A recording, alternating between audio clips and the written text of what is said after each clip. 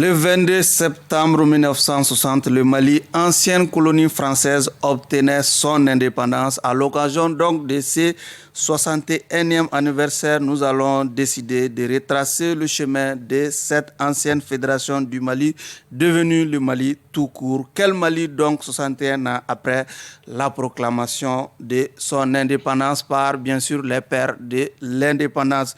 Nous ouvrons le débat ce soir avec nos invités qui sont Daouda Teguete, historien si vous voulez, journaliste et écrivain. Bonjour, bonsoir, M. Teguete. Bonsoir. Vous plaisez dans ce titre de journaliste et écrivain au lieu de l'historien? Absolument. Okay. Notre deuxième invité, il est cinéaste, il est homme de culture. Il s'agit de M.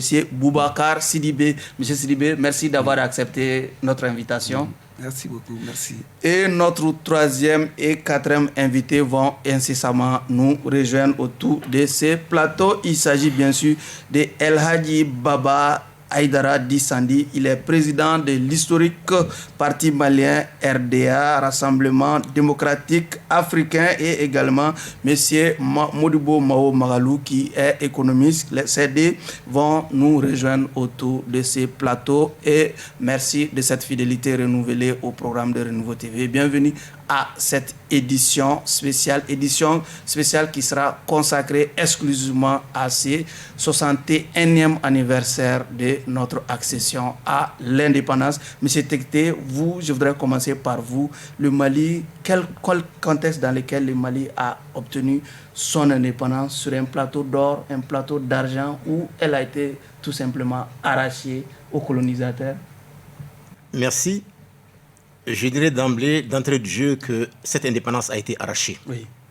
Elle a été arrachée parce que le 22 septembre 1960 a été l'aboutissement d'un long processus historique dont je pourrais dire quelque part le démarrage, si on ne remonte pas trop loin dans le cours de l'histoire, dont le démarrage peut être marqué par notre 22 septembre, à savoir le 22 septembre 1878, où pour la première fois, les canons de l'invasion coloniale ont sonné à Saboussery, marquant ainsi le début de notre agression par les colonialistes français. Donc du 22 septembre 1878 au 22 septembre 1960, date de proclamation de notre indépendance, la résistance n'a jamais baissé. Cette résistance s'est menée à deux grands niveaux. Le premier niveau, c'était la lutte armée. Lorsqu'ils nous ont agressés, il s'est trouvé sur notre territoire des fils qui ont aussi pris des armes en organisant leurs compatriotes pour faire face à cette agression militaire. En disant cela, je pense à Madlamine Dramé, qui a mené une farouche résistance contre la pénétration coloniale dans la haute vallée du Sénégal. Je pense également à Almami Samouri Touré, qui a mené une farouche résistance, dont pour la première fois, les troupes ont vaincu les troupes d'expansion coloniale le 2 avril 1882 à Oyoyanko. Mais les premiers affrontements ont eu lieu à Kita en 1881.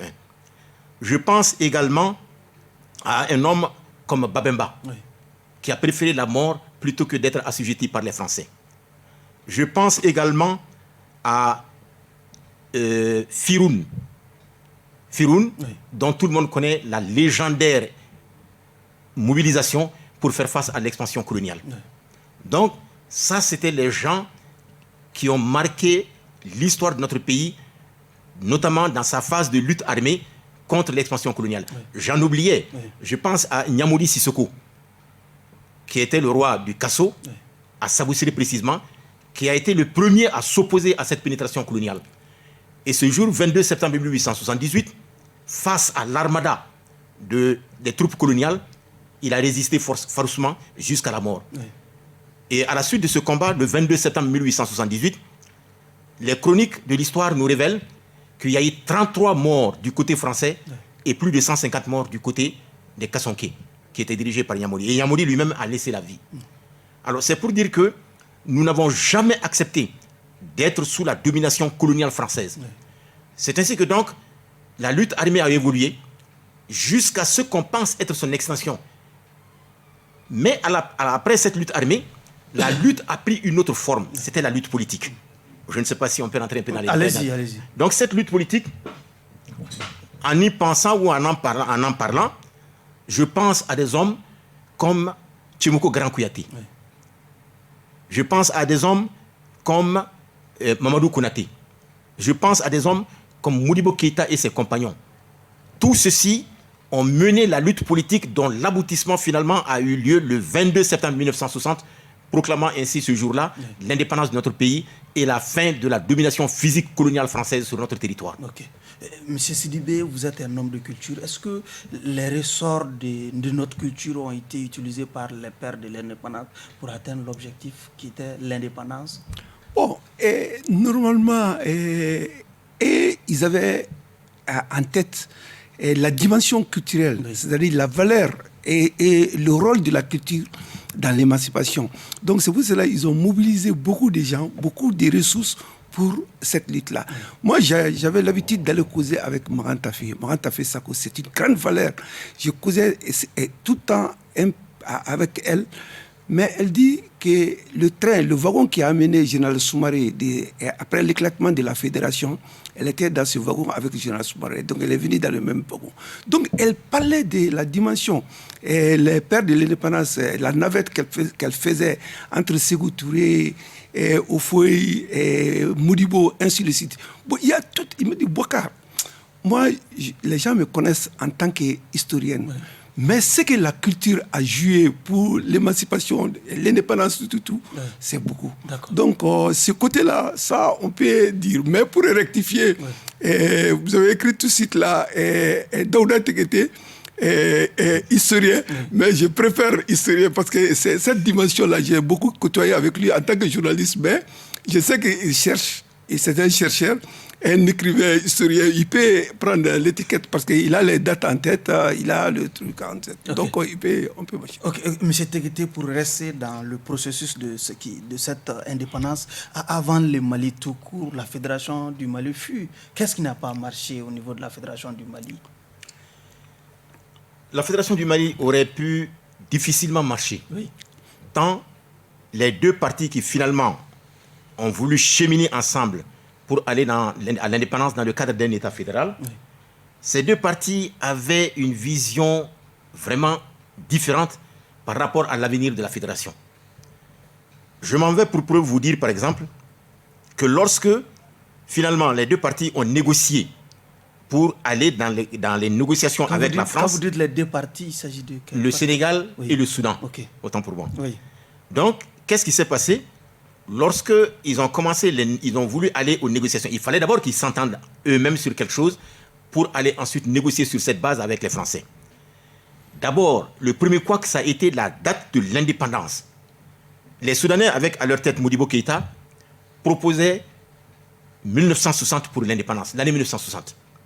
Alors que Senghor, lui, il disait d'attendre 25 ans avant d'aller à l'indépendance. Donc, si on en était resté à la position de Senghor, la fédération aurait eu son indépendance en 1985. Mais, par la force de la persuasion de Modibo et de ses compagnons, Mamadou Dia s'est rallié à Modibo. Mamadou Dia, qui était sénégalais aussi, donc proche de Senghor, oui, a finalement rallié la position de Modibo. Oui. Et finalement, effectivement, cette indépendance a été proclamée le 20 juin 1960. Okay. Et en même temps, l'indépendance de la fédération signifiait ipso facto l'indépendance de la colonie du Soudan et du Sénégal. Alors ensuite, qu'est-ce qui s'est passé? Oui. Il fallait voir quelle orientation politique et économique donner à la nouvelle fédération. Du côté soudanais, oui, l'objectif était de faire en sorte que les populations africaines de la fédération prennent en main leur destin. Donc cela passait nécessairement par un certain nombre de réformes sur le plan économique et sur le plan politique. Évidemment, de concession en concession, les deux partis du Sénégal et du Soudan étaient arrivés à mettre en place les institutions de la fédération, à savoir le gouvernement, l'Assemblée fédérale, le Parti fédéral, etc. Mais qu'est-ce qui s'est passé par la suite? C'est que lorsque toutes ces institutions ont été mises en place et qu'il fallait maintenant entamer les premières actions dans le sens de la consolidation de la souveraineté fraîchement acquise, il est arrivé un moment où tout le monde sait que c'est l'armée qui constitue, dans une large mesure, le fondement même de l'assise de la souveraineté nationale. Alors, il fallait donc, à ce moment-là, nommer un chef d'état-major général de l'armée fédérale. Pour cela, il y avait 2 colonels qui étaient en lice. C'était le colonel Amadou Fall, et le colonel Abdoulaye Soumaré. Mais le colonel Abdoulaye Soumaré était plus ancien dans le grade de colonel que le colonel Amadou Fall. Oui. Donc Modibo a dit, les règles militaires disent que c'est l'officier le plus gradé, le plus ancien dans le grade le plus élevé, qui prend la direction des choses. Alors donc il a proposé que ce soit Abdoulaye Soumaré. Oui. Mais le côté sénégalais, notamment Senghor et Mamadou Dia, voulaient plutôt que ce soit Amadou Fall. Et précisément au Conseil des ministres du mercredi 23 juillet 1960, devant le gouvernement complet qui était composé de 8 ministres, dont 4 Sénégalais et 4 Soudanais, unanimement, les ministres ont dit que Modibo avait raison, qu'il fallait donc nommer plutôt le colonel Abdoulaye Soumaré. Oui. Ce qui n'a pas plu à Mamadou Dia, qui s'est vu mis en minorité. Oui. Donc depuis, il a déserté les bancs du gouvernement. Oui. Il ne venait plus au Conseil des ministres. Oui. Alors donc les choses ont évolué comme ça, avec une série d'incidents créés du côté sénégalais, ont finalement eu raison, peut-être que nous en parlerons un peu plus tard, ont finalement eu raison de la vie de cette jeune fédération. Okay. Et précisément donc, le 30 août 1960, la fédération a vécu. Alors, les Sénégalais ont contré Modibo et tous les Soudanais qui y étaient d'embarquer dans un train, et ils ont été conduits jusqu'à la frontière du Mali et du Sénégal. Et aussitôt, ils ont fermé les frontières et ils ont institué le visa entre le Mali et le Sénégal. Oui. Bon, la suite des événements, on le connaît. Oui. Peut-être que dans les échanges, on pourra parler un peu plus en détail. Justement, avant de parler de la suite des événements, avant 22 septembre déjà 1960, il n'y avait pas de frontière entre le Mali et le Sénégal. Est-ce que les cinéastes, les hommes de culture ont joué un rôle à ce niveau, peut-être pour rapprocher les points de vue de ces 2 leaders, Modibo Keïta et Mamadou Dia, si vous voulez élargir à Senghor? Bon, maintenant, moi, j'ai dit que... En termes de production cinématographique, par exemple. Il y a nos aînés, les Cheikh Oumar, les machins, quand je vois dans les débats, ils abordent ça. Les Samben, tout. Mais c'est des positions qu'il faut, l'identité noire, les écrits. Et pour parler de cette époque-là, parce que c'est une lutte. Et moi, je dis, il y a l'émancipation physique, il y a l'émancipation intellectuelle, il y a l'émancipation politique. Il y a beaucoup de luttes. Si tu veux te sortir, et tu veux avoir ton indépendance. Donc, il y a beaucoup d'aspects que les gens étaient en train de mobiliser les ressources pour le dire. Parce que j'ai dit, au temps de, comment ça s'appelle, avec Marantafé. Et je reviens toujours avec elle parce qu'elle m'a parlé beaucoup de cette époque-là. Parce que l'indépendance, là, ça m'a trouvé à l'école fondamentale. Moi, j'étais dans les mouvements pionniers et tout ça, là. C'était Modibo et machin, ils investissaient beaucoup dans la construction humaine. Parce que si tu construis un pays, tu fais tout en étage. Si tu ne construis pas l'homme, tu as tout faux. Donc, c'est cet aspect-là, la nourriture intellectuelle, il fallait donner. Moi, j'étais dans le mouvement pionnier, j'étais dans les tableaux phoniques, et on dit notre père, le président Modibo Keïta, sur les traces de notre père, nous bâtirons le Mali socialiste. Donc, on créait des trucs là, on bâtissait. Donc, et ils avaient compris qu'il fallait mobiliser toutes ces ressources-là. Si tu veux faire une lutte, il faut mettre la dimension humaine au centre de ton combat. Okay. Donc, ces gens-là avaient compris ça. Donc, les hommes de culture qui avaient à l'époque, ils les utilisaient vraiment sciemment. Bon, mais c'était, comme dans le maîtrise bien que moi, c'était une lutte avec toutes tes ressources pour atteindre ton but. Okay. Mais il y avait des adversités, il y avait des pots de bananes, il y avait des trucs là qui devaient toujours essayer de surmonter. Ok, Monsieur Tekete, l'indépendance a été proclamée le 22 septembre 1960 dans un contexte politique ici bipolaire. Il y avait le PSP d'un côté, il y avait le RDA. Comment ces partis aussi se sont mis d'accord pour aller à cette proclamation? Non, je vais peut-être un peu rectifier. Oui. Quand l'indépendance été proclamé le 22 septembre 1960, Oui. le PSP avait déjà vécu. Il n'existait plus. D'accord. Parce qu'ils se sont sabordés précisément le 1er juillet 1959, à la suite du triomphe à 100% des élections du 3 mars 1959 par l'Union souveraine RDA. Donc c'était la dernière élection où déjà les deux partis existaient. Oui. Alors à la suite de cette élection, les 80 députés de l'Assemblée ont été entièrement de l'Union souveraine RDA. Oui. Et le PSP n'avait plus de députés.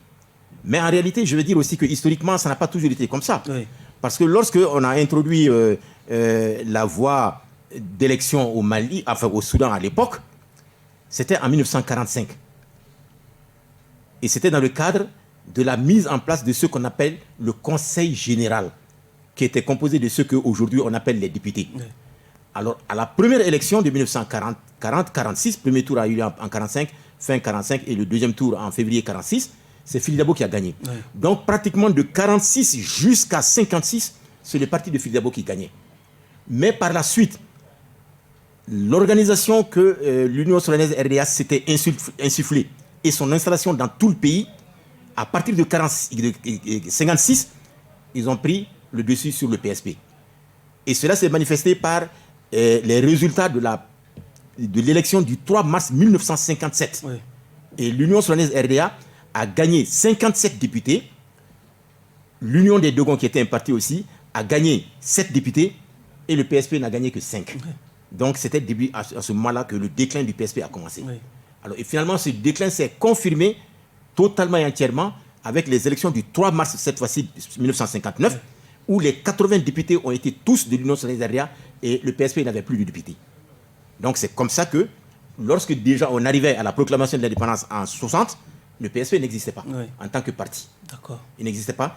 Et quand ils ont constaté cette situation, le 1er juillet 1959, à Ségou, allez-y. Le 1er juillet 1959, à Ségou, le secrétaire général à l'époque du PSP, Iya Doumbia, oui. a prononcé un discours reconnaissant la victoire totale de l'Union souveraine RDA et la disparition du PSP qui s'est sabordé pour se joindre à l'Union souveraine RDA. Donc ça, c'était déjà le 1er juillet 1959. Oui. Et là, donc, quand on arrivait à l'indépendance, ce parti n'existait plus. Alors, je voulais apporter ce petit rectificatif. D'accord. Et nous l'avions annoncé, hein, il vient de nous rejoindre autour de ce plateau. Modewo Mao Magalou, il est économiste. Monsieur Magalou, merci d'être venu. Nous parlions justement de ce processus qui a conduit à notre indépendance. C'est vrai, nous n'avons pas le même âge, mais vous êtes un contemporain. Quel regard contemporain vous portez déjà sur le processus qui a conduit à l'indépendance du Mali? Je précise que c'est mon jeune frère. Allez-y. Merci beaucoup et oui. Bonsoir à ceux qui nous regardent et qui nous écoutent. Et merci pour l'invitation. Oui. Ce que j'aimerais dire, c'est que je dispose d'un brin d'information oui. avec des spécialistes qui nous entourent ici. Oui. Donc, ce que je puis dire, c'est que notre pays est né dans la douleur. Oui. Le 22 septembre 1960, c'était un événement imprévu. Oui. Je suis sûr que vous aviez déjà évoqué la Fédération du Mali, parce que vous saviez, l'USRDA, dans sa grande composante, voulait d'une Afrique fédérale. Oui. Et donc, comme vous le savez, l'USRDA est né à Bamako ici en 1946. Donc, quand l'indépendance approchait, il y a eu une constituante à Dakar. Et il y a 44 délégués de l'Afrique occidentale française qui se sont réunis à Dakar pour essayer de planifier une Afrique fédérale. Oui. Mais d'abord dans l'Union française, mais ensuite dans la communauté française. C'est lors de ce référendum que le président Ahmed Sékou Touré a dit non en 1958. Mais déjà, en avril 1959, le président Modibo a été nommé président du Conseil fédéral de la Fédération du Mali et le président Senghor a été nommé président de l'Assemblée fédérale. Mais ce qu'il faut dire, c'est qu'au départ, il y avait aussi l'actuel Burkina Faso, qu'on appelait la Haute-Volta à l'époque. Oui. Et il y avait le Dahomey de l'époque, qui est devenu le Bénin par la suite. Mais, suite à la pression de la Côte d'Ivoire, qui ne voyait pas d'un très bon œil cette Afrique fédérale, parce qu'il la Côte d'Ivoire se disait être la vache laitière de l'Afrique de l'Ouest. Bon, je pense qu'il y avait d'autres raisons, mais ne voyait pas d'un très bon œil cette fédération. Et donc, je pense que l'ex-puissance coloniale aussi ne voyait pas d'un très bon œil. Parce qu'on l'a divisé pour régner, c'est la devise des conquérants. D'accord. Il fallait balkaniser l'Afrique et séparer les États en micro-États. Mais le président Modibo Keïta et le président Senghor ont tenu à avoir cette fédération. Et finalement, la fédération du Mali, il y a eu le transfert des compétences d'abord, le 4 avril 1960, à Matignon. Et ensuite, le 20 juin 1960, la fédération du Mali a eu son indépendance. Oui. Mais comme vous le savez, ça a été de très courte durée, car dans la nuit du 19 au 20 août, cette fédération allait éclater pour des raisons que nous pourrons évoquer plus tard. Ok. Avant de passer la parole à Sidibé, Teguete voulait réagir. Hein? Oui, je voulais donner un peu de détails par rapport à ce que M. Makalou a dit. Oui. Alors lorsqu'il a dit effectivement qu'il y avait 4 États qui s'étaient retrouvés à Dakar en janvier 1959 pour essayer de mettre en place les institutions d'une fédération, mais comment sur les 7 États qui se sont retrouvés après que la Guinée ait voté pour son indépendance, se sont retrouvés à 4 alors qu'il y avait 7 qui restaient. Alors je voudrais expliquer à ce niveau-là que cela est arrivé pour remonter un peu le cours de l'histoire. Oui. Lorsque face à la mobilisation des populations dans les anciennes colonies de la France, dans le sens d'arriver à l'affermissement de leur souveraineté nationale et internationale, De Gaulle a compris qu'il faut lâcher un peu de l'Est, sinon tout risque de lui échapper.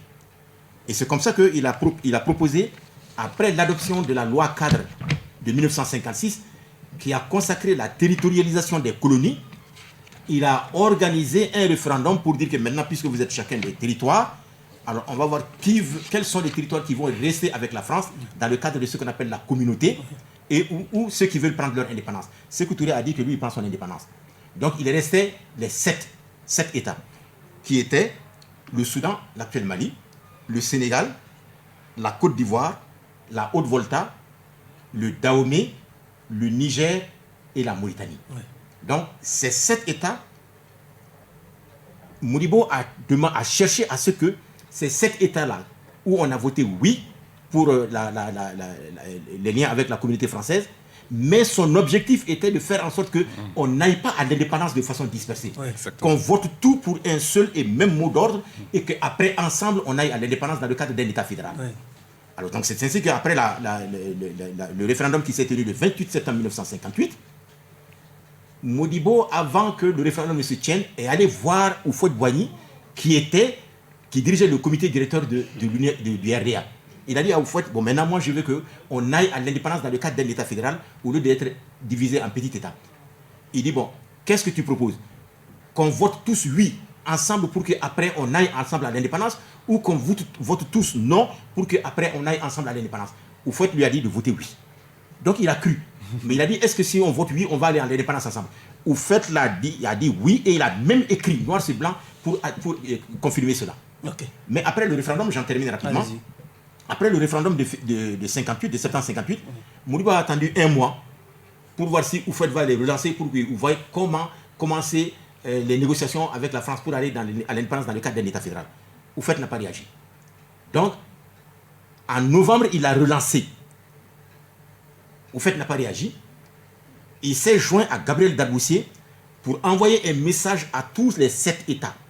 Pour leur dire, bon, maintenant, nous demandons à ceux qu'on se retrouve à Bamako pour essayer de voir comment on va aller à l'indépendance ensemble dans le cadre d'un État fédéral à partir des négociations avec la France. Houphouët n'est pas venu, le Niger n'est pas venu, la Mauritanie n'est pas venue. Donc il est resté les 4. La Haute-Volta, le Dahomey, le Soudan et le Sénégal. Et ces 4-là se sont retrouvés à Bamako du 29 au 30 décembre 1958. Et c'est là qu'ils ont discuté de comment aller à l'indépendance. Et c'est ce que mon cadet a dit tout à l'heure, qu'ils se sont retrouvés à Dakar, précisément le 14 janvier 1959, pour essayer de voir quelles sont les institutions à mettre en place au nom d'un État fédéral pour aller à l'indépendance ensemble. Et juste après qu'ils aient convenu tout cela, on a demandé à chaque délégation de rentrer dans son pays, exposer cela pour voir la réaction des populations. Okay. Donc quand ils sont allés, Houphouët a approché Maurice Yamego pour lui dire, à Haute-Volta, l'actuel Burkina, pour lui dire que s'il va dans le cadre de la fédération, lui va couper tout lien avec eux et il va tout faire pour déstabiliser son régime. Okay. Donc, Maurice Hamega a eu peur, il s'est désisté. Bon, la même chose est arrivée un peu avec le Dahomey. Donc, il ne restait que le Sénégal et le Soudan. Et c'est ceux qui ont négocié ensemble avec la France pour aller à la création de la Fédération du Mali, précisément le 20 juin 1960, comme il l'a dit. Ok. M. Sidibé, nous ne sommes pas allés à l'indépendance avec les bras ballants. C'était bâti sur des modèles politiques, économiques et même culturels. C'était quoi le modèle culturel imprimé par Modibo Keïta? Mais ça c'était des valeurs de dignité, et comme on dit, Dambé, Bokolo, des trucs là-bas. Et ils essaient de véhiculer ces gens-là. Et ils essaient de prendre les éléments culturels. Oui, mais comment se traduisaient ces éléments culturels en application? Bon, au niveau même, comment ça s'appelle, du Sénégal, là. Regarde, on prend les films comme Le Mandat, des films qui retracent notre façon de voir. Comme vous voyez tout cela, j'ai fait des films. Et ces films-là essaient de véhiculer des valeurs. Ces valeurs-là, les hommes politiques là passaient sous ça. Parce que maintenant, les gens disent que c'était un homme politique. Pas pour dire que c'était menteur. C'était pas ça. Ces gens-là, c'était des gens de conviction. Ils savaient ce qu'ils faisaient et ils étaient profondément patriotes. Donc, ceux qui n'étaient pas du côté, qui n'étaient pas, comment on dit, ils n'étaient pas pourris, ils n'étaient pas atteints par l'autre graine. C'est là pas du guerre, quelque chose. Et ils essayaient de défendre des valeurs. Et ces valeurs-là, ils essayaient d'inculquer ça culturellement et socialement. Et ils essayaient de faire des armes de combat pour essayer d'aller. Bon, mais l'homme étant fait avec des défauts, des qualités, souvent, c'est les défauts-là qui primaient. Comme Daouda l'a dit dans tes propos, vous convenez de quelque chose. Moi, je suis Bambara, je sais que je ne vais pas mentir. Le respect de la parole donnée. Le respect de la parole donnée. Bon, donc, il y a dans ce géopolitique-là où les intérêts sont très immenses, bon, il y a certains qui ne respectent pas ces valeurs-là. Donc, tu te trouves piégé. D'accord. Bon, donc, c'est ça. Monsieur Magalou, les colonisateurs étaient d'obédience économique libérale. Est-ce qu'à l'ère de l'indépendance, est-ce que les pères de l'indépendance ont répliqué le même modèle économique? Mais vous savez, l'option n'était pas socialiste au départ, même si il y avait une divergence de vues sur les liens entre la Fédération du Mali et la France. Évidemment, vous savez que Dakar, la capitale du Sénégal, était la capitale de l'Afrique occidentale française. Bon, donc, le colon était très bien installé là-bas, et d'ailleurs la gendarmerie et une bonne partie des troupes armées qui étaient là-bas répondaient de l'État français. Mais l'obédience, ce que je puis vous dire aujourd'hui, que la Fédération du Mali était l'État le plus industrialisé d'Afrique francophone à l'indépendance, en 1960, c'est-à-dire la Fédération du Mali, la République soudanaise et la République du Sénégal étaient la République la plus industrialisée de l'Afrique francophone. Même maintenant, les industries étaient concentrées au niveau du Sénégal, mais la matière première venait en grande partie du Mali. Parce que c'était un peu ça, quand vous voyez l'Office du Niger, qui est quand même un scandale agricole, parce que vous avez la terre, vous avez l'eau, vous avez le soleil, était supposé être le grenier de l'Afrique de l'Ouest. Et avec la voie de chemin de fer, parce que le chemin de fer, c'est le Dakar-Niger. Et si vous voyez même les plans du chemin de fer, c'était supposé aller jusqu'à Niamey. Le Dakar-Niger était supposé être une boucle ferroviaire. Et ce projet est toujours un rêve pour nos pays. L'ancien Premier ministre Michel Rocard, avec qui j'ai beaucoup collaboré, en avait beaucoup parlé. Essayer de voir comment on peut reprendre ce schéma et créer une boucle ferroviaire, parce que vous savez, le chemin de fer, c'est le moyen le plus sûr, le moins cher pour le transport des marchandises. Parce que si vous n'arrivez pas à connecter les zones de production avec les zones de consommation, ça devient compliqué. Mais donc maintenant, à l'époque aussi, le Mali, notre première recette d'exportation, c'était les arachides. Donc il y avait l'arachide qu'on cultivait, il y avait le mil, il y avait le sorgho, très peu de coton. Peu de coton, mais il y avait beaucoup de recherches minières. Mais si vous prenez le plan de développement économique et social, ça c'est venu après l'éclatement, mais vous nous parlez de la Fédération du Mali, le modèle était néolibéral. Okay. Mais il y avait des divergences au niveau de la conception. Qu'est-ce qu'on allait faire de ces comptoirs français? Comment est-ce que nous pouvions compter sur nous-mêmes? Et ça, c'était la divergence entre la vision du président Modibo Keïta et celle du président Senghor. Parce que vous savez, les Djoula, les commerçants, les Maliens ont toujours été des grands transporteurs et des grands commerçants. Donc, l'idée, c'était de leur donner un plus grand rôle. Et à l'époque, la République du Mali était excédentaire dans sa balance commerciale. C'est-à-dire que nous vendions plus que nous n'achetions avec les autres. Donc, nous n'étions pas dépendants des autres sur le plan de l'achat, parce que quand vous achetez à l'extérieur, vous vous appauvrissez. Mais quand vous vendez à l'extérieur, vous vous enrichissez. Donc, c'est après, on va voir plus tard, que sur la base de cela et du premier plan quinquennal, qui s'appelait le plan de développement économique et social, sur la période 61-65, qu'on va bâtir toutes ces sociétés, entreprises d'État, etc., pour essayer de valoriser le potentiel de notre pays. Ok. Monsieur Teguete, à l'épreuve même de la consommation de l'indépendance, est-ce que les choix des orientations stratégiques ont été faciles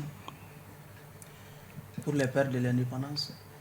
Je dirais pas autant difficile qu'aujourd'hui on le laisse croire. Oui. Eux, ils avaient une vision. Ils avaient une vision qui était très claire. Leur vision, c'était de faire en sorte que nous comptions essentiellement sur nous-mêmes plutôt que de tendre permanemment la main à l'extérieur afin d'avoir ce que nous-mêmes nous pouvons produire. Alors c'est comme ça qu'il l'a dit, lorsque le premier plan quinquennal a été élaboré et lancé le 18 octobre 1961, au moment où on arrivait à la fin de ce plan quinquennal, avant l'adoption du plan triennal de redressement, lorsqu'on accédait à l'indépendance, pratiquement en ce qui concerne les denrées de première nécessité, sucre, savon, huile, autres, presque 100% venaient de l'extérieur. Mais à la fin du premier plan quinquennal, comme je l'ai dit avant qu'on fasse le plan triennal de redressement, on était arrivé à satisfaire les besoins en matière de produits de première nécessité, sucre, savon, huile, autres, à 60% par la production nationale. Il n'y a que 40% qui étaient importés. Est-ce que c'est le cas aujourd'hui? C'est parce qu'eux, ils avaient une vision. Oui. Ils savaient que pour qu'on puisse économiser de l'argent et orienter et utiliser cet argent-là pour faire d'autres choses dans le cadre du développement, il faut qu'on dépende moins pour notre consommation quotidienne de l'extérieur. Et c'est comme ça qu'ils sont arrivés à faire en sorte que, avec ce plan, on était arrivé, il l'a dit, à réaliser des choses en 8 ans que je ne sais pas en combien d'années de la colonisation on ne pouvait pas faire parce que les colons n'étaient pas dans cette logique. Pour eux, c'était faire en sorte que nous soyons un marché de consommation et que nos produits servent de matière première pour le développement de leurs industries. C'était dans la logique qu'ils avaient. Et c'est ce qui a même expliqué que au moment où la colonisation, l'expansion coloniale a commencé, c'est parce que le marché européen était devenu assez étroit pour les industries européennes qui étaient déjà là. Il fallait donc trouver un exutoire à la production et une source de matières premières dont il manquait cruellement. Alors, c'est ce que les pères de l'indépendance ont compris. Il faut que maintenant on change la situation. Il ne faudrait plus que nous soyons des consommateurs de ce que les autres produisaient et aussi des fournisseurs de matières premières à ces autres-là pour le développement de leur industrie. Voilà ce qui les a guidés dans l'adoption de ce qu'ils ont appelé le plan quinquennal pour en arriver à ce que je t'ai dit tantôt comme chiffre. Okay. Et c'est ce qu'il a voulu dire. Okay. Mais ce n'était pas facile parce qu'après des siècles de domination et l'insertion de nos rapports de production économique au système capitaliste mondial, ce n'était pas facile d'un coup de changer cela. Okay. Il fallait avoir une vision et aller progressivement. Et c'est pourquoi Modibo avait compris dès le départ qu'il faut un État fédéral. Pris individuellement tel que nous sommes allés à l'indépendance, il était convaincu que ça ne pourrait pas marcher. Alors c'est ce qui a fait son combat jusqu'à sa mort. La création d'un État fédéral africain qui permettrait aux populations africaines d'être des populations souveraines ayant en main leur propre destin. Ok. Monsieur Sidibé, on parle toujours d'héritage. Aujourd'hui, la corruption, c'est une gangrène qui touche tous les corps sociaux au Mali. Est-ce qu'un héritage des pères de l'indépendance? Parce que sous l'indépendance, certains disent qu'on parlait de Wuro-Songo, qui est source de corruption. Bon, maintenant, c'est la perte de certaines valeurs qui fait ça. dans notre tradition, ou disons, j'essaie de faire des films depuis 1980. Est-ce que les pères de l'indépendance étaient d'une probité morale insoupçonnée? Bon, moi, quand j'étais petit, je suis de Médine-Croix, mais j'ai assisté à l'opération taxi ici. Il y a beaucoup de taxis qu'on a arrêtés. Bon, c'est depuis lors on parle d'arrestement. Après, avec Moussa Traoré, j'ai vu la commission d'arrestement illicite. En tout cas, ce phénomène-là est lié à l'individu. C'est un héritage? Non, bon, héritage, on peut parler d'héritage, c'est lié à la nature humaine. Quand il y a la nature humaine, il y a des clés. Ici, dans nos villages, il n'y a pas la prison, dans les trucs là. Il y a le vol, c'est réglementé. Il y a des codes. C'est pour ça que le premier film que j'ai fait, c'est le pacte social. C'est-à-dire, vous faites un pacte avec tout le monde en venant au monde. C'est-à-dire, l'enfant, l'éducation de l'enfant, ça appartient aux parents. Quand l'enfant est dans le ventre de sa mère, c'est pour la mère. Quand il vient au monde, il appartient à la mère et à l'enfant. Mais le jour où il marche pour sortir de la famille, il n'appartient plus ni au père ni à la mère, il appartient à tout le monde. Et l'éducation-là, il faut veiller sur ça. Si vous ne veillez pas, après ce serait un problème pour le quartier, ce serait un problème pour le pays. Et ces valeurs-là, il faut te battre pour ça. Parce que tu ne peux pas continuer à construire un pays. Et si tu ne donnes pas l'alimentation de l'esprit, qui est l'éducation, des valeurs, te battre pour consolider ça. S'il rentre à l'école, il va détruire l'école. Quand il rentre en politique, il va détruire. Parce qu'il ne va pas avec des valeurs saines. Ces valeurs-là qui permettent à l'homme de marcher la tête haute. C'est-à-dire, tu marches, on ne peut pas critiquer tes enfants. Donc, Monsieur Sylvie, il y a cette opinion répandue au Mali qui pense que la corruption est un phénomène culturel chez nous. Non, la corruption, moi je peux dire que c'est récent. C'est récent. C'est-à-dire accentuer ça, faire ça de manière flagrante, ça, c'est récent. Mais les germes ont dû être sémés par, en tout cas, une certaine génération. Oui, bon, cette génération-là, ça c'est fait devant nous. C'est fait devant nous. Il n'y a pas 50 ans, la prolifération de la corruption-là, il n'y a pas longtemps. En tout cas, c'est fait devant moi. J'ai vu des gens, mes enfants, ils me disent, mais bah, toi, tu as ce nom-là, ma chère, tu es comme ça, tu me veux dans la misère. J'ai dit non. Les valeurs, moi, je défends des valeurs. C'est pour cela que ça m'empêche de faire certaines choses. Bon, ces valeurs, c'est les gens qui le font. Ils viennent, tu les vois, ils construisent des villas, des trucs là comme ça. Mais ces choses-là, il ne faut pas aller sur ce terrain-là. Ce terrain-là, c'est pas bien. Okay. En toi, et tu ne peux pas marcher honnêtement avec toi-même, la conscience tranquille. Donc ça, c'est un choix. Okay. Mais ce choix-là, il y a beaucoup qui le font. Mais quand tu vois ces gens, tu vois. D'accord. Monsieur Magalou, l'indépendance, on en parle sur le plan politique, sur le plan économique. Est-ce que le Mali a été une fois indépendant sur le plan économique? Mais écoutez, vous savez, le Mali est un pays enclavé. C'est un pays vaste, enclavé, semi-aride. Et l'une des priorités déjà de notre pays à l'indépendance, c'était le désenclavement intérieur et extérieur. Parce que quand je vous dis que le pays est né dans la douleur, le chemin de fer qui nous reliait au Sénégal, qui était notre principale route vers la mer, notre principal port, mais a été fermé après l'éclatement parce que c'était une crise politique, parce que les dirigeants soudanais ont été expulsés vers Bamako. Donc les relations diplomatiques avec le Sénégal étaient au point mort. Et c'est en ce moment que les dirigeants ont décidé de se tourner vers les autres pays, notamment la Côte d'Ivoire, que Foué étant un renard a offert des facilités à notre pays pour que Abidjan soit un port. Mais aujourd'hui, à la date d'aujourd'hui, 75% de ce que nous vendons à l'extérieur et que nous achetons de l'extérieur passe par le port de Dakar. Donc, c'est notre débouché naturel, le Sénégal. Mais à l'indépendance, il y avait beaucoup de difficultés. Ce plan quinquennal, il a été réalisé au forceps. Mais c'était un travail inimaginable qui avait été fait. Parce que vous savez, à l'indépendance, il n'y avait presque pas de données. Ouais. Et des cadres Non, parce que nos données étaient fondues dans celles de la Fédération du Mali. Essayez de trouver les données de 59-60, il y en a très peu. Donc il a fallu les reconstituer. Parce que si vous voulez vous développer, vous devez planifier. Et pour planifier, il faut avoir des éléments d'appréciation. Et cela, on les avait détruits. Donc, Modibo, le président Modibo et ses compagnons devaient se mettre à la tâche. Ils ont fait appel à beaucoup d'experts étrangers. Mais le principal handicap, c'était au niveau des ressources humaines. À l'indépendance, il n'y avait que 15 cadres supérieurs au Mali. La population du Mali à l'indépendance était de 5 263 733 personnes. 15 cadres supérieurs. 15 cadres supérieurs, dont 4 enseignants, 2 médecins, un pharmacien, etc.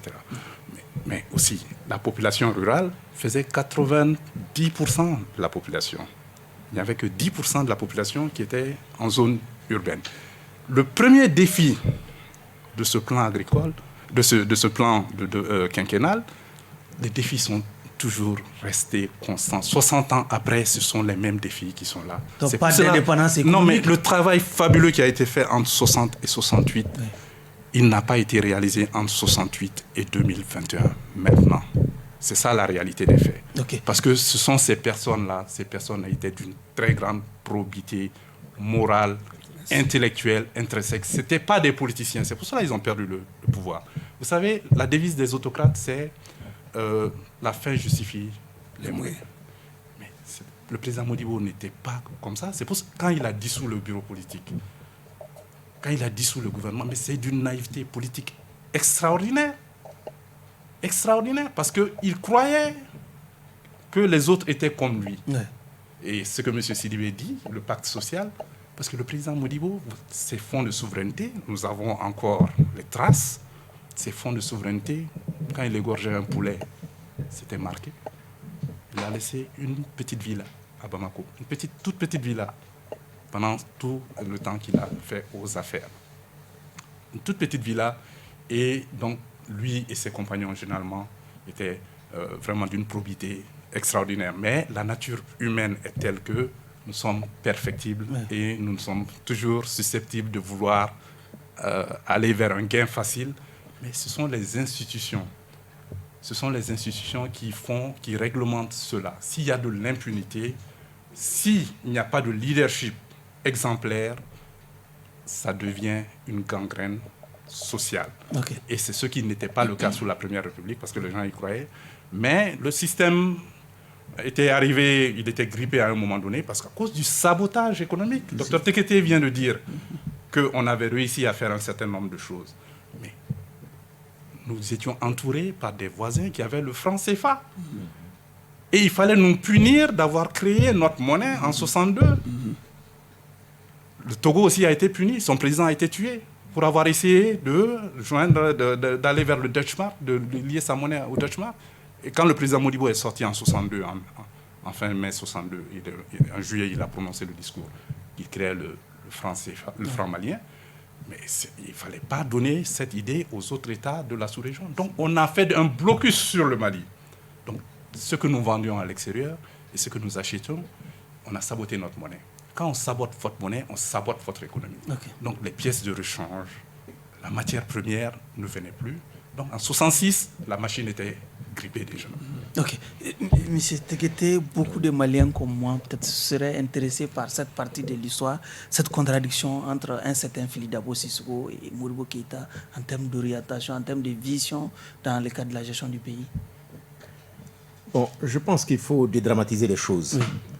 C'est ceux qui n'ont pas, peut-être pas seulement vécu la période, mais qui ne se sont pas suffisamment informés sur les rapports qui existaient entre les deux, qui disent que bon, il y avait une forte contradiction, voilà. Mais non. Moi, je ne dis pas que j'ai fini, oui, mais je suis en train de faire des recherches toujours, pas seulement sur les rapports entre les deux, dépassons cela et voyons plutôt l'avenir du pays, pour lequel les deux disaient s'être engagés pour que bon, notre pays soit ce que la grande majorité souhaite, vivre de mieux en mieux. Mais en fait, quand je dis qu'il faut dédramatiser, Modibo et l'autre là, Fili Dabo, ils n'étaient pas des ennemis. Hein. Oui. J'ai lu par exemple quelque part que lorsque les Fili Dabo ont été arrêtés, que Modibo a donné des instructions pour que tous ces livres soient retirés des rayons de vente de livres. Faux. J'ai échangé avec celui qui était le directeur de la librairie populaire, Amadou Seydou Traoré, Amadou Djikorni. Il m'a dit que Modibo lui a dit après l'arrestation de Philippe Dabo, de continuer à vendre les livres de Philippe Dabo et qu'à la fin de chaque année, que ses droits soient versés à sa famille. Moi, je n'étais pas là en ce moment. Je n'en savais pas grand-chose. Mais c'est Amadou Seydou Traoré qui me l'a dit. Et quand ils ont été condamnés à mort, c'est Modibo qui a commis la peine. Alors les gens disent que, bon, on ne va pas rentrer pour réveiller le chat qui est peut-être mal dormi ou tout. Mais en fait, après le coup d'État contre Modibo en 1968, est-ce que vous savez qu'il y a eu des tentatives de le juger, y compris par rapport à ce qui est arrivé au Philippe Dabo? Mais après, les magistrats qui ont été jusqu'à Kidal l'interroger sont venus dire au Comité militaire de libération nationale que si jamais ils tentent de le faire, on ne peut rien lui reprocher dans tout ce qu'ils ont dit comme grief à lui reprocher, que si on tente de le faire, après le jugement, ce sont les populations qui vont prendre Modibo pour aller le réinstaller à Kourouba. Voilà pourquoi il n'a pas été jugé jusqu'à sa mort. Donc, mettons les choses dans un contexte d'apaisement du pays. Aujourd'hui, chacune de ces personnalités dont la vie a marqué l'histoire de notre pays ont besoin de repos. Et leurs descendants qui sont là également ont besoin de se réconcilier sur la base d'intérêts qui prennent en charge les besoins et les intérêts des populations maliennes, plutôt que chaque fois de revenir sur les choses et réveiller. Bon, voilà, je crois que ça, c'est pas bon. On était le modèle politique, c'était une dictature, ce Modibo. Mais je pense que là encore, évitons de prendre des concepts. Sauf que l'histoire peut intéresser une certaine génération. Oui, c'est ce que allez-y. Je te répondrai tout de suite. Je te répondrai. Évitons de prendre des concepts venant de l'extérieur pour qualifier nos réalités. Pourquoi je dis cela? Je vous renvoie à ce que en 2008, un artiste britannique du nom de Richard Smith a dit en parlant des Noirs. Il dit que lui, il n'est pas raciste. Il n'a rien contre les Noirs. Mais il dit ce qu'il a constaté chez les Noirs. Que les Noirs sont les seuls qui croient que leur bonheur viendrait des autres, mais pas d'eux-mêmes. Et qu'ils ignorent qu'en Europe, permanemment, on invente des concepts flous pour les confondre et continuer à les dominer.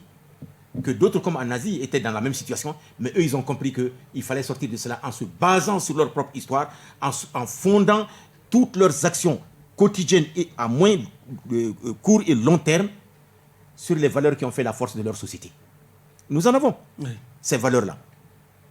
Et pour vous rappeler tout cela aussi, je vous renvoie un peu au discours prononcé le 2 février 1835 par Lord Macaulay. Il a dit qu'il a visité l'Afrique à l'époque et qu'il n'a pas vu de mendiants, il n'a pas vu de gens pauvres, il n'a pas vu de sans-abri. Il a vu des gens qui avaient une haute qualité morale et il n'y avait pas de prison. Mais que pour dominer les Africains, il faut essayer de casser complètement leur spiritualité, leur système éducatif et leur faire comprendre autre chose qu'ils croiraient meilleur à leur système. C'est ce qu'ils ont fait. C'est pourquoi je dis ces concepts qu'on nous dit, dictature. Bon, excusez-moi de le dire, de faire cette petite ouverture. On a qualifié Kadhafi de dictateur. Mais est-ce que vous savez qu'aujourd'hui, ce qu'il a réalisé pendant son pouvoir en Libye est à des années-lumière avec ce qui se passe aujourd'hui. En Libye, il n'y avait pas de sans-abri. L'eau et l'électricité étaient gratuites. Quand tu te maries, dès que tu te maries, le jour de la mairie, ou quand tu vas, on te remet la clé d'une villa pour que tu y habites. L'essence était pratiquement presque gratuite. On disait que ça faisait même 0,50 euros le litre. Tu étais soigné gratuitement.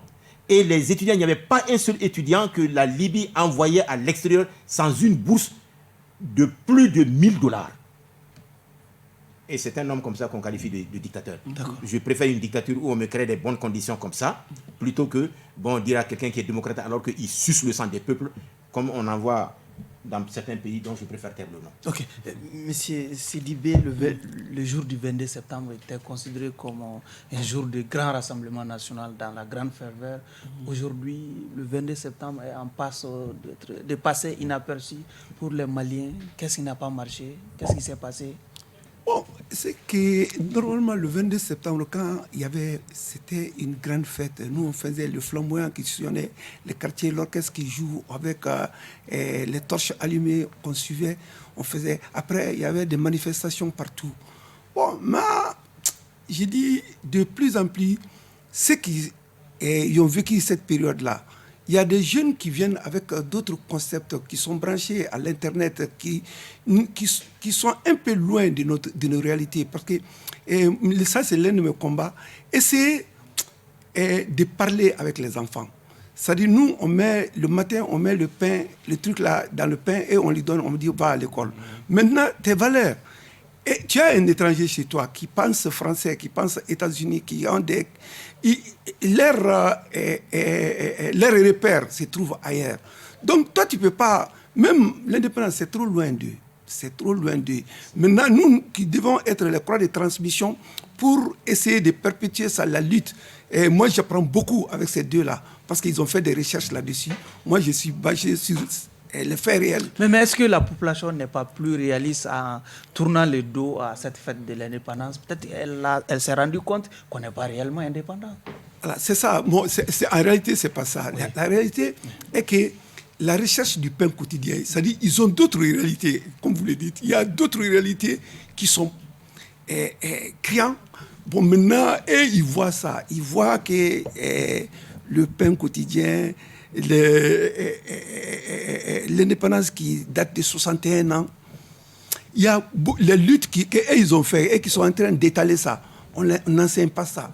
À l'école, il y a beaucoup de valeurs. Moi, j'essaie de faire des films. À chaque film, j'essaie d'aller au mémorial, essayer de mettre des comédiens là pour dire Modibo Keïta, qu'est-ce qu'il a fait. Il y a 3 ou 4 de mes séries où j'amène les comédiens là pour essayer de faire intéresser les gens à cette histoire-là. Okay. Bon, mais si on ne fait pas ça, si on ne trouve pas de moyens, lui, les plateaux qui viennent, ils ont fait beaucoup d'écrits, on lit peu. Il faut en faire des séries. Je l'ai approché 2 fois, j'ai dit, Daouda, comment on peut essayer de donner ça à la nouvelle génération avec les luttes de l'indépendance, tout ça, avec les films et séries. Il m'a dit, Bokar, c'est une très bonne idée. Moi, je suis 100% partant avec toi. J'ai dit, d'accord, donc on va travailler là-dessus. Parce que nos 2 vies, mais il faut faire quelque chose qui va rester 200 ans, 300 ans. Parce que si tu fais une œuvre audiovisuelle comme les livres, là, ça va rester. Mais les livres, on ne lit pas, on n'a pas la culture de la lecture, là. Ce n'est pas très développé. D'accord. Ici. Monsieur Magalou, le 22 septembre, il y a aujourd'hui un désintérêt vis-à-vis de cette journée au Mali. Qu'est-ce qui peut expliquer ces phénomènes? Je vais rebondir sur ce que M. Sidibé dit, qui a fait un travail remarquable sur la culture malienne, parce qu'on ne valorise pas. On n'a pas eu notre Malraux jusqu'à présent, c'est le ministre de la Culture, pour mettre... Le Mali est fondamentalement une puissance culturelle mondiale, mais on utilise moins d'1% de notre potentiel. Parce que vous savez... au niveau de la culture. Vous savez, aujourd'hui, dans ce monde, avec la révolution numérique, les contenus sont très importants. Mais qu'est-ce que nous faisons de tout cela? Nous sommes absents de ce domaine. Le président Modibo a dit quelque chose de fondamental par rapport à la culture. Il dit que la culture est à la fin et au début de toute notre politique. Parce que lui, il pensait que le rayonnement du Mali se ferait d'abord sur le plan culturel. Et effectivement, les habits qu'il portait, sa communication, tout ce qu'il mangeait, même chez lui, le dernier repas que le président Modibo Keïta a consommé, qu'il a tué, qui était empoisonné, c'était du Nyokuntru Seri. C'était quelqu'un qui était comme ça, qui passait ses vacances au Mali la plupart du temps, et qui consommait malien et qui donnait l'exemple autour de lui. Maintenant, Tocqueville disait « Chaque génération est un nouveau peuple ». Est-ce que vous savez qu'aujourd'hui, 48% de la population malienne a moins de 14 ans. 19% de la population malienne a entre 15 et 24 ans. Donc, les Maliens qui ont entre 0 et 25 ans font 67% de la population. Plus de 2/3 des Maliens ont moins de 25 ans. Donc c'est ce que M. Sidibé essaie d'expliquer, que le monde est en train de changer. Parce que notre croissance démographique, si vous prenez notre pays, la population double presque tous les 20 ans. C'est énorme.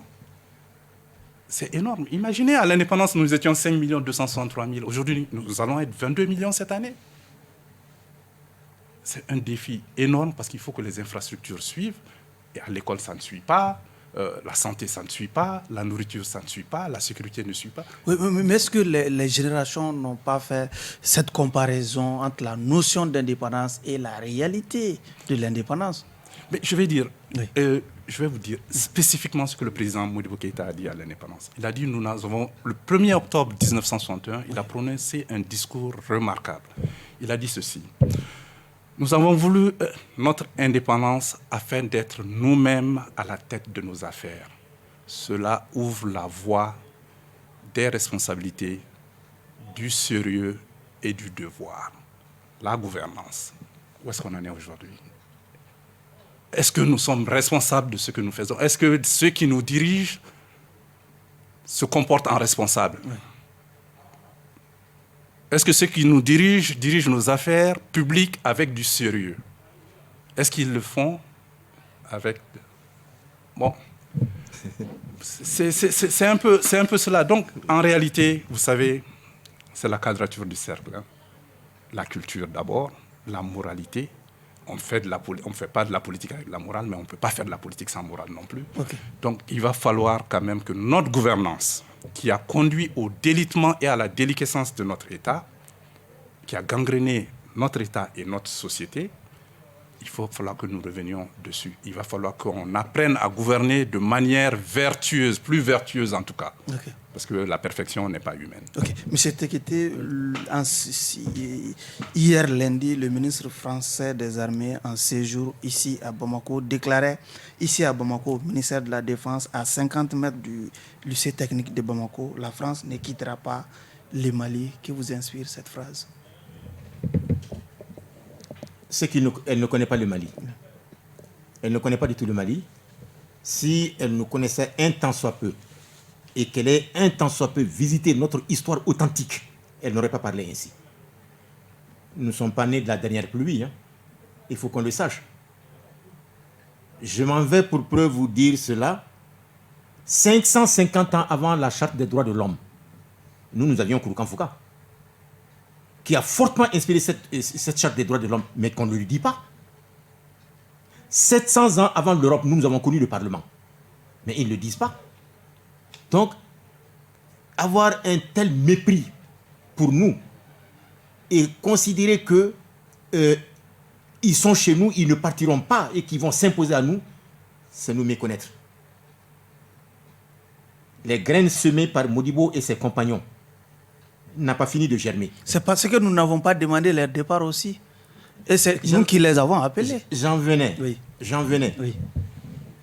Je dis, et tous les deux l'ont dit, hein, il faut qu'on apprenne à connaître les valeurs qui ont fait la force de ceux qui ont conduit ce pays à l'indépendance.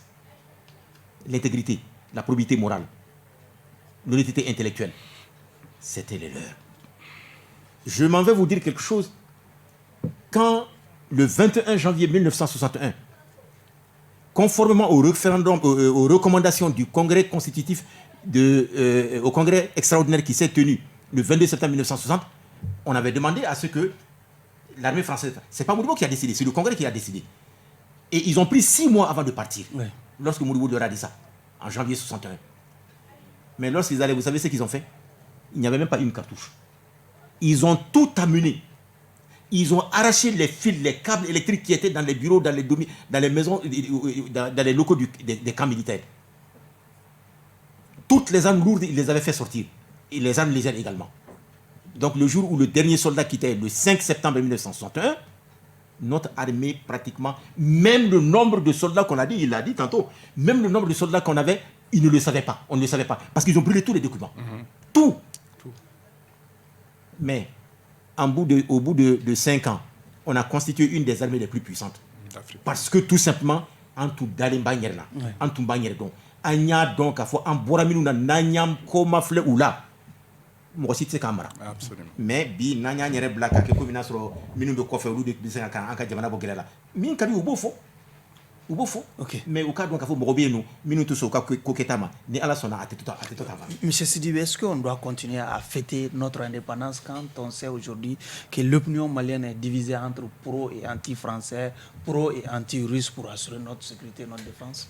Moi, je pense sincèrement qu'il faut ces repères-là. Donc, on dit que c'est ici où tout a commencé.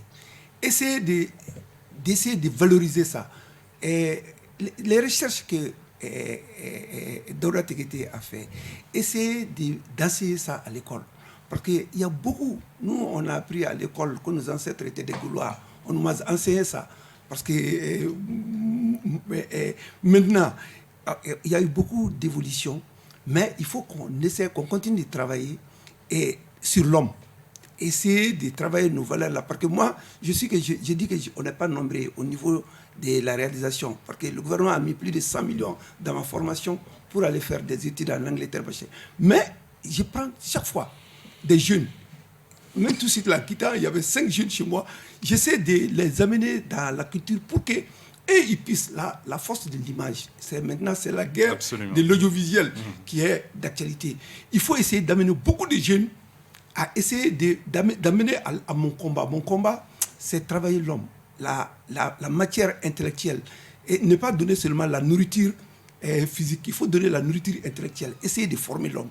Parce que ce combat-là, ce n'est pas seulement la médecine, le médecin qui vole les produits pharmaceutiques, le médecin qui ne se soigne pas bien, le soldat qui fuit au front. C'est des valeurs qu'ils ont perdues qui font qu'ils sont comme ça. Donc, l'indépendance là, il faut dire que c'est des gens qui avaient pris ces trucs-là. Quand on les arrêtait, ils n'avaient rien. Comme Magalou l'a dit tout de suite là, il y a beaucoup de naïveté parce que c'était des hommes de conviction qui se battaient pour ce qu'ils croyaient sincèrement, foncièrement à ce qu'ils faisaient. Donc, ils partaient. Donc, tout ce qu'ils faisaient, c'était avec conviction et Dieu les aidait. Okay. Bon, même maintenant, s'il y a la mauvaise graine partout, parce que c'est s'il y a la mauvaise graine, tout ce que vous bâtissez, quelqu'un peut venir détruire ça d'une manière anodine, ou bien même parce qu'il n'est pas bien préparé comme vous, il n'est pas convaincu comme vous, on peut venir, c'est là où il y a la faiblesse là que les gens entrent pour nous attaquer. Même Missa, c'est que lui, il dit avec la force. Mais c'est les hommes politiques, des décisions fortes. Il faut des gens qui soient courageux. Moi, j'ai sillonné et j'ai fait à peu près 33 ans. Je suis le président. Souvent, ils disent qu'il y a des accords sur lesquels on te dit, Bouaka, garde ça pour toi. Mais la réalité, tout ce qu'on dit au micro, là, dans ton micro, et la réalité, c'est tout autre. Bon, tant qu'il y a ces mensonges-là, ça ne marche pas. Okay. Il faut dire la vérité. Si on ne peut pas partir, si les Blancs doivent partir, il faut partir. Et il faut le langage diplomatique. Okay. Monsieur Magalou, une fois le processus d'accession à l'indépendance rappelé, aujourd'hui, beaucoup de Maliens se posent cette question. 61 ans après l'indépendance, quel Mali nous avons aujourd'hui?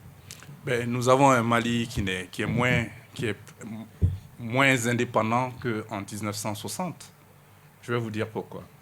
Peut-être avant de me dire pourquoi on n'aurait pas dû aller à l'indépendance finalement. Non, le résultat actuel. Non, on doit toujours aller à l'indépendance. Vous savez, les incidents de parcours, il faut tirer les enseignements de ceux qu'on fait. Les erreurs font partie de l'exercice. C'est-à-dire, si vous n'entreprenez rien, vous n'allez jamais faire d'erreurs et vous n'allez jamais rien apprendre. Mais il faut corriger les erreurs du passé.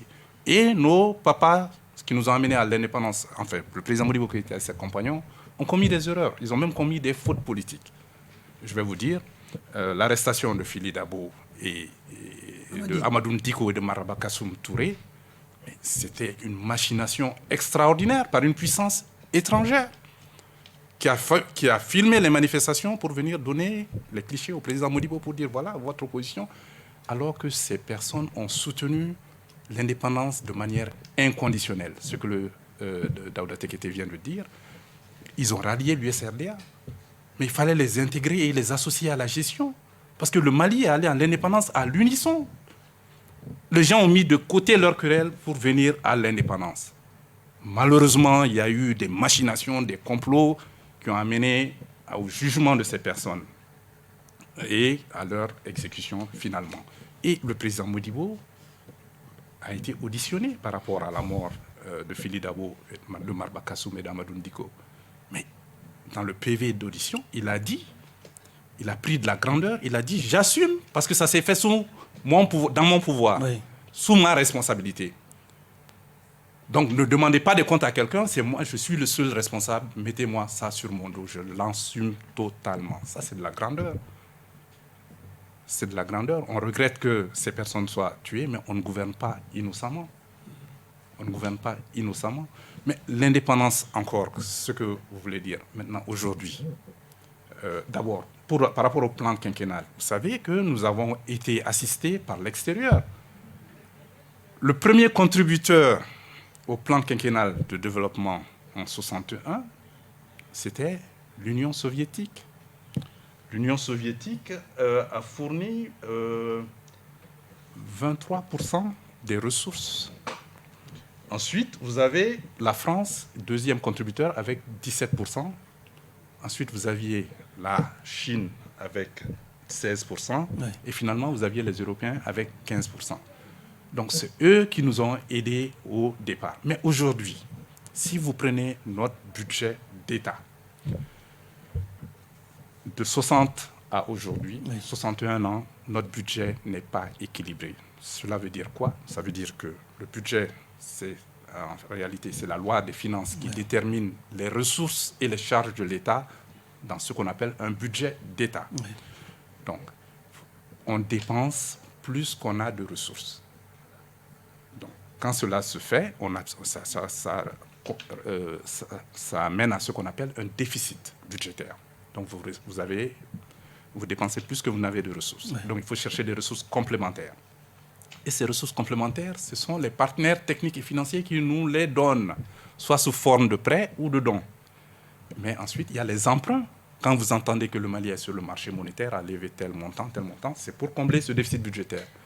Donc, il faut que nous ayons la politique de nos moyens. Si vous n'avez pas la politique de moyens, on dit chez nous, la main qui donne est toujours au-dessus de la main qui reçoit. Les partenaires techniques et financiers, chaque année, donnent au moins 25% de notre budget pour combler ce déficit budgétaire. Mais pire que tout cela, à la date d'aujourd'hui, 2 investissements publics sur 3 proviennent des fonds extérieurs. Écoles, centres de santé, routes, points d'eau, etc., etc. 2 sur 3 viennent des fonds de l'extérieur. D'accord. Il va falloir que nous revenions à compter sur nous-mêmes. Vous ne pouvez pas tendre la sébile et puis dire que vous êtes indépendant. D'accord. Monsieur Tekete, 61 ans de proclamation d'indépendance. Après la proclamation d'indépendance, pour quel Mali? Le Mali que vous voyez? Vous pouvez nous aider à le décrire? Le Mali que vous voyez? Oui. Sur tous les aspects de la vie nationale, on semble rêver par rapport à ce qu'on a vécu de 60 à 68. À commencer d'abord et surtout par la qualité de l'homme. Tout part de là. Oui. Quand tu as des hommes convaincus que leur salut se trouve dans le fait qu'ils se donnent corps et âme à la souveraineté, à la sécurité de leur pays, ils pourront bâtir ce que vous n'attendiez pas d'eux. Mm-hmm. Mais quand vous avez affaire à des hommes qui vous disent le contraire de ce qu'ils pensent, de belles paroles, mais de très mauvaises actions, il n'est pas facile de redresser. C'est pourquoi les pères de l'indépendance avaient compris. Une des toutes premières lois qu'ils ont entreprises, c'était la réforme de l'éducation en 1962. Mm-hmm. Pourquoi? Parce qu'ils ont compris que aussi longtemps qu'on travaillera sans mettre l'accent sur la transformation qualitative de la mentalité de l'homme, telle que la colonisation nous avait laissé, on aura tout faux. Et vous voyez qu'en ce moment, en 8 ans, ce qu'ils ont pu faire, qui fait dire aujourd'hui, par beaucoup de gens, que sous Modibo, on avait honte de voler. Sous Moussa, on avait peur de voler. Mais maintenant, je vous laisse le soin de qualifier ce qui se passe. On parade maintenant. Bon, donc qu'est-ce que cela veut dire? Oui. Ça veut dire tout simplement que en fidla nyerema amba fo tuma de la ko kamiba nyemoro de tonfle. Les Modibo et ses compagnons étaient des hommes d'une intégrité. Quand on le compare à l'homme malien qu'on a aujourd'hui, on se demanderait si on n'est pas déjà à un millénaire du temps où les Modibo ont vécu. J'en termine. Oui. Modibo, comment s'est-il comporté face aux enjeux que notre pays connaissait? Il a compris que l'exemple doit partir d'abord de ceux qui sont à la direction de ce pays. Voilà un homme qui, en 1966, quand sa mère allait en pèlerinage à la Mecque avec sa sœur, précisément en novembre 1966, il a estimé qu'il n'avait pas d'argent à leur donner, président de la République. Oui. Il a envoyé une lettre à l'ambassadeur du Mali en Arabie Saoudite, Abdul Wahab Doukouré, pour lui demander de lui prêter 60 000 francs maliens à donner à sa mère là-bas, et qu'à la fin du mois, quand il va prendre son salaire, il va payer. Voilà l'homme. Oui. Voilà un homme dont le salaire cumulé pendant ces 8 années de présidence de la République du Mali faisait 23 millions de francs maliens. Voilà un homme, mon cadet l'a dit, qui a vécu à l'image de son peuple. Il mangeait les mets que la plupart des Maliens consommaient. Il ne touchait à 1 franc du denier public de la présidence que lorsqu'il y avait des cérémonies officielles. Sinon,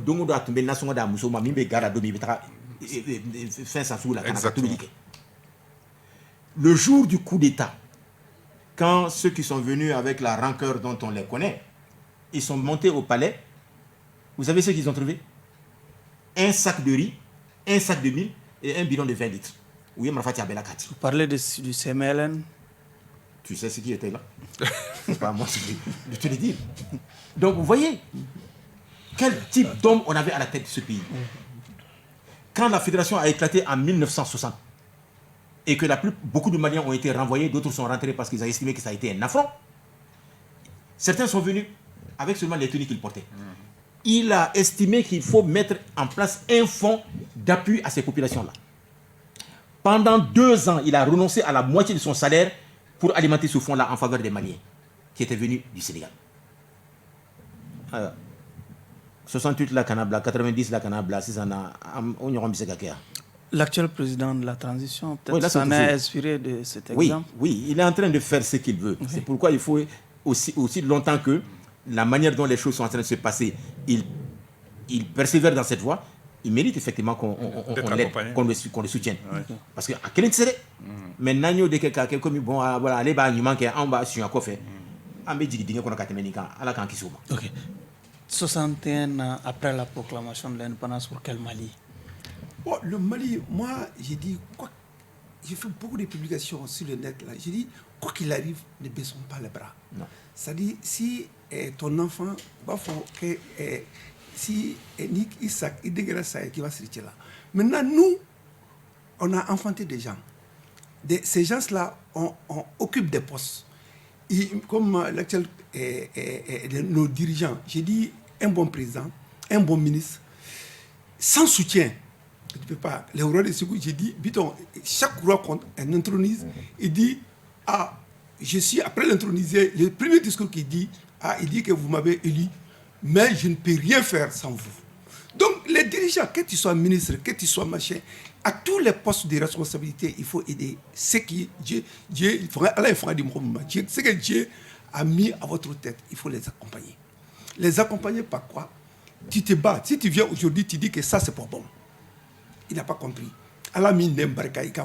Tu viens encore, tu lui dis des propositions, tu écris, tu les harcèles. Il va dire, ce que Sidibé me dit là, il va réfléchir, donc il va retourner. Bon, donc moi, je crois fermement à l'homme.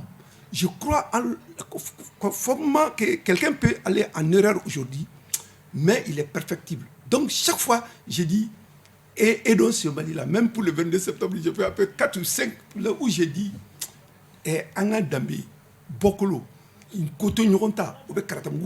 des valeurs sociétales que je véhicule dans les films là, j'essaie de donner ça aux jeunes aussi. Je les attaque sur le net parce que c'est là où ils sont. Donc pour leur dire que ça, il y a des gens comme Daouda, comme Magalou, il y a des gens qui ils suivent ces valeurs-là. On n'a pas tout perdu. Ne croyez pas tous, même mes propres enfants, souvent j'ai de la peine à les convaincre que ce que je dis, c'est ça qu'il faut aller. Mais ils voient États-Unis machin parce que leur communication, leurs outils là, ils agressent nos enfants avec, il faut un répondant. Les répondants là, c'est la culture. Donc il faut que les responsables de notre culture et nos responsables croient à ce que nous faisons. Parce que si il n'y a pas de cinéma, voilà. Donc, avec l'avènement de l'Internet, vous vous sentez dépassé en tant que cinéaste? Non, j'essaie de mobiliser des enfants qui croient à ça et j'essaie d'utiliser cet outil-là parce que c'est un outil de communication, un outil de lutte. Des gens nous agressent avec ça. Il faut que toi aussi, qui continue à faire des films où ces films-là vont partir. Parce que même le roi de Ségou, quand je l'ai fait à Bambara, j'ai décidé de je le fais en français. Bambara, Mali, Sénégal, Burkina, c'est 60 millions de gens. Mais si tu le fais en français, il y a 250 millions de foyers. Enfin, on a organisé une fête sur TV5. On m'a dit que Bokar, est-ce que tu sais que le roi de Ségou s'est regardé bien en Argentine? C'est la directrice de TV5 qui m'a dit ça, mais en le faisant en français. Donc notre culture là, il faut le véhiculer, il faut faire des outils, des films, des trucs là, et véhiculer les valeurs là que tu défends. C'est ça. Ok. Monsieur Magalou, finalement, c'est le dernier tour de table. Hein. Quel choix stratégique a opéré aujourd'hui pour aller amorcer cette indépendance tant souhaitée? Non, avant l'indépendance, vous savez, l'objectif de toute nation, c'est d'améliorer les conditions de vie de ses populations. Mais diriger est un exercice périlleux. C'est un exercice périlleux. Vous savez, Malraux disait, ceux qui pensent que gérer le pouvoir est amusant confondent pouvoir et abus de pouvoir. Le pouvoir, c'est une charge, c'est un sacerdoce. Ceux qui viennent au pouvoir doivent se sacrifier pour servir, parce que c'est le service public. Ce n'est pas pour venir vous enrichir votre famille, vos amis, vos copains, etc.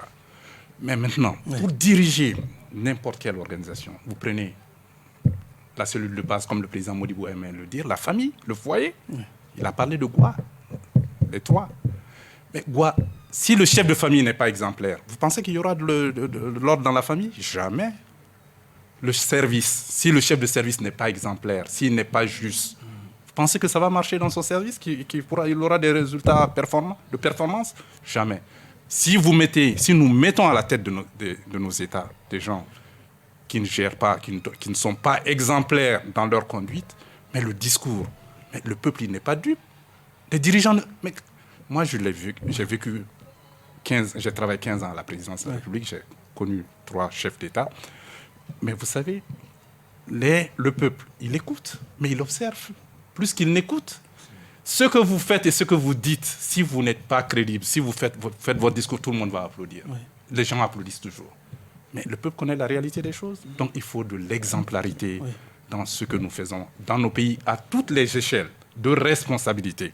Le président Modibo a parlé de responsabilité, de sérieux et de devoir. Nous devrions revenir à ces vertus pour gouverner. Parce que la gouvernance, c'est cela, c'est la vertu. Mais maintenant, si vous prenez même l'exemple, moi, ce qui me fascine, chaque fois que je vais en Asie, je suis fasciné. Ce dont M. Sidibé parle, mais les contenus, mais les Asiatiques ont modernisé leur pays basé sur les aspects positifs de leur culture. Qu'est-ce qui nous empêche, nous, de le faire? Et vous allez vous rendre compte que nous avons beaucoup de similarités entre nos cultures asiatiques et africaines. Mais maintenant, ce qu'il dit, moi, je proposerais même qu'on ait un ministère de la culture et de la communication pour véhiculer. Quand je vois les novelas, là, moi, je les éteins. Personne ne regarde ça chez moi. Ça ne m'intéresse pas. Qu'est-ce qui se passe en Amérique latine? Qu'est-ce que ça nous apporte? J'aurais préféré un documentaire sur l'Office du Niger ou les rois de Ségou, avec les beaux costumes qu'ils façonnent, avec des acteurs maliens. Donc, il va falloir que nous revoyions tout cela. Et c'est possible. Peut-être pour dégraisser un peu cette similarité, vous êtes une illustration parfaite de cette similarité entre les deux. Mais les gens travaillent là-bas. Vous appelez Mao et Modibo? Non, parce que moi je m'appelle Mao parce que mon père évidemment était un grand fan du président Mao. Parce que vous savez, le président Chou En-lai est venu ici en 64 et mon père avait des problèmes de santé. C'est le gouvernement chinois qui l'a invité. Donc je suis né à Pékin. Donc c'est pour cela que je porte le nom de Mao et le nom du président Modibo qui a demandé à Chou En-lai d'inviter mes parents. Donc c'était un peu cela. Mais en Asie, les gens travaillent dans la discipline, dans l'ordre. Quand vous allez, vous voyez... Mais ici, les gens travaillent, mais dans la campagne. C'est le contraire, alors que c'est les villes qui gèrent. Et il va falloir changer tout ça. Sortez dans Bamako, le baromètre, c'est la circulation. Le désordre ambiant qu'il y a.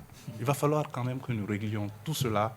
Sinon, nous n'allons pas nous en sortir. Parce que nous ne sommes que 22 millions. Vous allez à Shanghai, ils sont 20 millions déjà dans la ville de Shanghai. Mais tout est ordonné. OK. Monsieur Sidibé, comment amorcer l'indépendance finalement si le constat est que nous ne sommes pas indépendants sur beaucoup d'aspects? Mais c'est une lutte perpétuelle et un changement de mentalité. C'est-à-dire le constat est fait, le diagnostic est connu. C'est-à-dire c'est le traitement Les gens sont un peu allergiques au traitement. On a dit qu'il faut retourner aux valeurs sociétales et nos parents, les valeurs que toi tu te réfères maintenant à ce que les autres la disent. Ça, c'est une agression qui te vient de l'extérieur. Et c'est les telenovelas, les machins là. C'est pas... Le remède est connu, personne ne veut qu'on l'administre. Exactement, c'est l'administration maintenant, le traitement qui pose problème. Okay. Sinon, les diagnostics, tout le monde, même les responsables, ils savent ce qu'on fait. Moi, je fonde l'espoir sur des gens de conviction qui viennent. Absolument. L'autre jour, le nouveau ministre de la Culture, il a pris tout son cabinet, il est parti... Et après 33 ans de machin, il est venu à mon domicile, à la maison des cinéastes, là. Il a regardé et on lui a parlé. Pendant 1 heure de temps, il m'a laissé parler. Donc l'autre jour, l'émission Bokolo, j'ai vu le ministre de la Culture, la manière dont il défend ces valeurs-là, je trouve que c'est un bon ministre qui... Vous faites un bon plaidoyer pour voilà. lui, hein. Sinon, il était le secrétaire général du ministère avant. Mais le secrétaire général du ministère, il donne des avis. Mais la décision finale, c'est le ministre. Maintenant, c'est lui qui a la main et je l'ai vu bouger. Maintenant, c'est l'émission Bokolo de l'ORTM et son déplacement avec tout son cabinet pour aller parler avec un réalisateur qui se bat pour le pays pendant 1 heure de temps. Je trouve que c'est salutaire et ça donne des signes. Absolument. Sinon, moi, je travaille ici. Je partais au FESPACO pendant 5 fois, 6 fois, je ne vois pas le ministre une seule fois. Donc, si je vois un ministre qui se déplace et qui t'écoute, qui pose des problèmes et qui cherche à comprendre, je dis, les lignes bougent. Voilà, les lignes bougent. Et à cette transition-là, comme c'est la transition de toutes les chances, et c'est que ça puisse faire émerger le Mali culturellement et dans beaucoup d'autres domaines, comme le président le fait, il est en train de créer des puits partout. Donc, et les écoles là vont démarrer, tout. J'espère que peut-être ce serait un bon, mais il faut l'accompagnement de tout un chacun pour les dirigeants. Je trouve que c'est la voie du salut, je trouve. Monsieur Teguete, le dernier mot vous revient. Qu'est-ce qu'il faut faire pour amorcer l'indépendance véritable? Qu'est-ce qu'il faut annoncer? Il faut annoncer que la libération du Mali, au-delà du Mali, de l'Afrique, sera spirituelle ou elle ne le sera pas. Absolument. Il faut que nous cessions de nous regarder avec les yeux des autres. Il faut que nous nous replongions dans notre histoire authentique, vue par nous-mêmes, par nos yeux. Je vais vous prendre un exemple. Il y a quelques semaines, dans le cadre de mes recherches, je suis tombé sur 3 grands chercheurs camerounais qui disent qu'aujourd'hui, en Afrique, si on essaye d'enseigner la vie et l'œuvre des gens comme, je le cite, des gens comme Amadou Hampâté-Bâ, Kouroukan Fouga, Youssouf Tata Cissé, et Wakam Sissoko, l'Afrique pourra commencer à s'en sortir. Ils sont de quel pays tout ceci? C'est des Camerounais, des chercheurs camerounais qui le disent, en exhibant les œuvres de ces gens-là. Mais nous, qu'est-ce que nous en faisons? Tu demandes à certains Kouroukan Fouga, ils te diront Kouroukan Fouga, c'est où? C'est aux États-Unis d'Amérique, malheureusement. Il faut que nous nous mettons nous-mêmes au cœur du sacré. Mais malheureusement, nous nous sacralisons à partir des valeurs des autres. Voilà pourquoi nous sommes à la traîne. Aussi longtemps que nous allons continuer à réfléchir de cette manière, à croire que ce qui se passe chez l'autre, c'est ce qui est mieux chez nous ici, en abandonnant ce que nous avons de meilleur ici pour être attirés par ce qu'il y a de mauvais chez les autres, nous allons difficilement nous en sortir. D'accord. Il faudrait qu'en cas d'année là, en cas de don, Didon, Sodon, il y a des gens. Vous savez, une petite anecdote. Lorsque l'Afrique du Sud présidait l'Union africaine, la Commission de l'Union africaine, le président Thabo Mbeki a donné beaucoup de moyens par rapport aux manuscrits, mais pas seulement. Mais vous savez que l'objectif de la renaissance africaine, les Sud-Africains pensent que ça peut partir de 2 pays, le Mali et l'Éthiopie.